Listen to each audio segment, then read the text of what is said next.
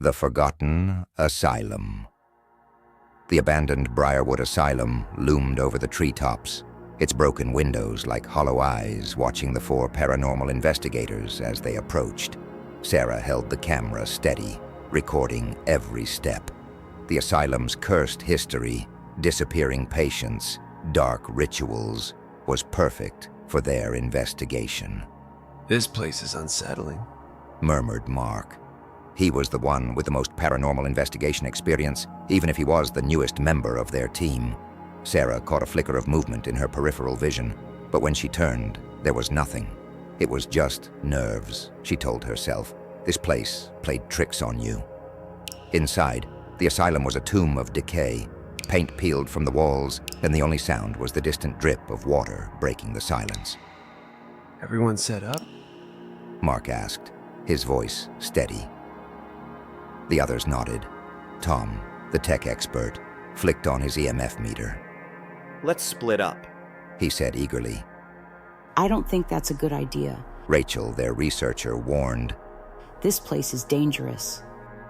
Tom and Rachel teamed up while Sarah stayed with Mark. As they ventured deeper, Sarah kept her camera rolling. Every now and then she heard whispers or footsteps, but every time she turned, the hallway behind them was empty. Mark insisted on staying in one of the infamous rooms, where investigators had claimed to encounter a violent spirit. Sarah hesitated at the door. "Call for me if anything happens," she said, her pulse quickening as she moved down the corridor alone. The silence pressed in as Sarah explored, her heart racing. A door slammed behind her with a deafening bang, and she spun, catching a fleeting shadow on her camera. "Mark?" she called, but it was only the wind echoing in the empty halls. Mark appeared moments later. "Are you okay?" he asked. Sarah, still shaken, nodded. They pressed on, the atmosphere growing heavier. Out of nowhere, a cold wave washed over them. Sarah's breath fogged in the sharp chill. But as quickly as it appeared, the cold vanished, leaving a suffocating stillness. Sarah's unease grew as they returned to the main hall, only to find that Rachel and Tom were nowhere in sight. "Where are they?" Mark muttered, pulling out his radio. Only static answers. Sarah rewound the footage on her camera. The last image of Rachel and Tom flickered on the screen, then abruptly cut off into white noise. "Mark, something's wrong." The lights flickered, plunging them into darkness. Sarah fumbled for her flashlight. "Where are they?" she whispered, trembling. Mark stayed silent, his flashlight beam steady. "Something's wrong. We need to find them." They retraced their steps, calling out, but only their echoes returned. As they neared the spot where Rachel and Tom had last been, Mark's EMF reader spiked, the light flashing wildly. Sarah felt another rush of cold air, so intense it stole her breath. A door nearby swung open with a loud bang. Sarah's flashlight caught glimpses of rusted surgical instruments and a decaying operating table. Her stomach churned. As they entered the room, the door slammed shut behind them. "Mark!" Sarah cried, panic rising. Mark yanked on the door, but it wouldn't budge. "It's locked," he said, his voice strained.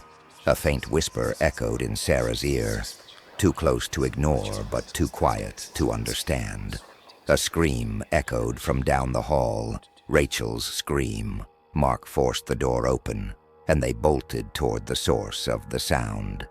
At the end of the hallway, all they found was Rachel's camera, lying abandoned on the floor.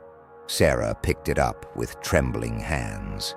The last recording played, shaky footage of Rachel and Tom walking. Then a shadow moved behind them, and Rachel screamed. The screen went black. Are they..." Sarah whispered, fear creeping into her voice. "We need to get out of here," Mark said. But before they could move, footsteps echoed behind them. Slow, deliberate. They ran, but when they reached the entrance, the doors were sealed shut, as if by an unseen force. "We have to find another way." Mark said. Tom's voice suddenly echoed through the asylum. Help, please! Sarah's heart pounded. We have to go back for him. She said, but Mark grabbed her arm. We're not going back in there. But Sarah ignored him and started to run into the dark old building. Mark and Sarah fled down the winding hallways, the footsteps behind them relentless. Every turn led them deeper into the maze of darkness. Finally, they reached the basement stairs, the only place left to go. This is a bad idea. Mark muttered.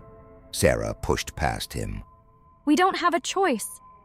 They descended into the basement, where the walls seemed to close in around them. The footsteps stopped. Sarah turned to Mark, her breath catching. Where did they go?